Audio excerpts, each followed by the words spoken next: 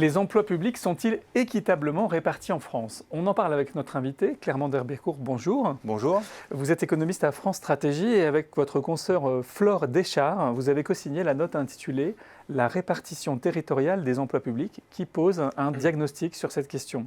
Alors d'abord, est-ce que les grandes métropoles bénéficient de davantage d'emplois publics que les zones moins peuplées en France?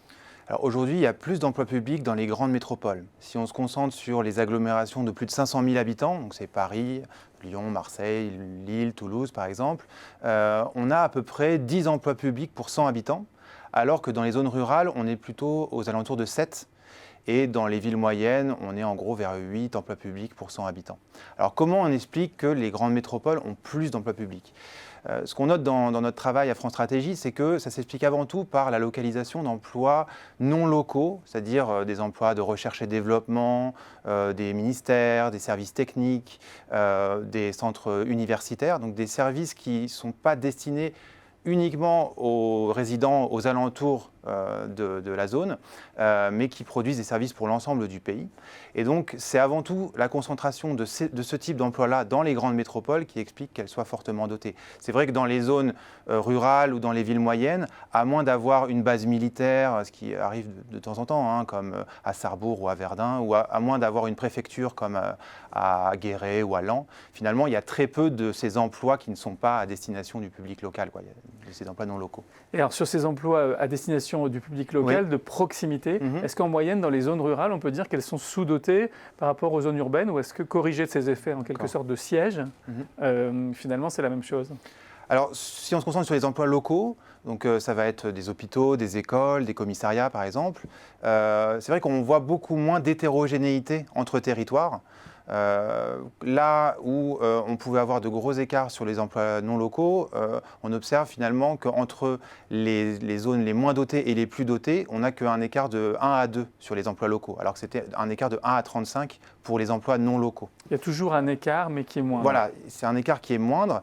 Et les zones rurales ne sont pas significativement moins dotées que les villes moyennes ou que les grandes métropoles. Bon, par contre, il y a moins d'hétérogénéité, mais il reste quand même un certain nombre d'écarts.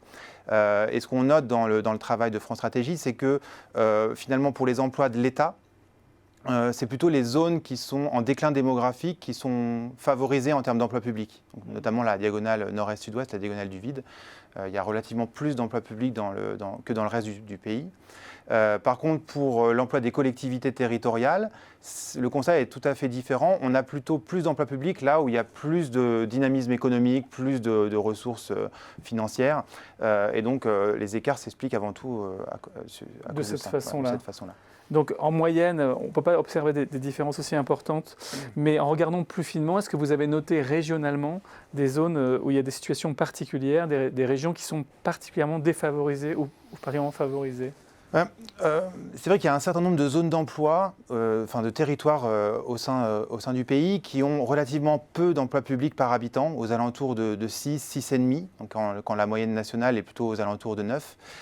Et ces zones d'emploi-là, elles sont relativement peu dynamiques économiquement, c'est-à-dire qu'il y a peu d'entreprises, et il y a un taux de chômage qui est plus important que dans la moyenne nationale. Donc c'est le cas notamment du Languedoc-Roussillon, mais aussi d'un certain nombre de territoires dans les Hauts-de-France, donc notamment l'ancien bassin minier du Nord-Pas-de-Calais. Et donc ces territoires-là, ils ont à la fois peu d'emplois publics et beaucoup de chômage. Et donc ce qu'on raconte dans la note, c'est que dans les années qui viennent, il faudrait réfléchir peut-être à une relocalisation d'un certain nombre d'emplois qui aujourd'hui, notamment sur les emplois non locaux, sont concentrés dans les grandes métropoles. Et la relocalisation d'une partie des emplois pourrait bénéficier à ces territoires qui sont aujourd'hui défavorisés. Et merci beaucoup Clément Manderbécourt d'être venu nous présenter votre note sur la répartition des emplois publics sur le territoire en France. Merci beaucoup.